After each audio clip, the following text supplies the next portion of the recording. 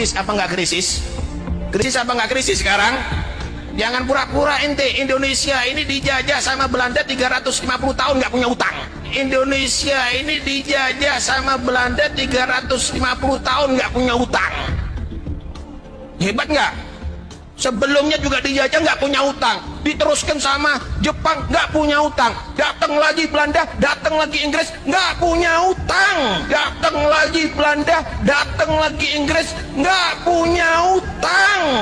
Tapi sekarang kok banyak utang nggak ada penjajahnya? Kok banyak utang nggak ada penjajahnya? Kok banyak utang nggak ada penjajahnya? Kok banyak utang nggak ada penjajahnya? Krisis sama nggak krisis? Jangan bodoh ente kalau bilang nggak krisis. Jangan bodoh ente kalau bilang nggak krisis.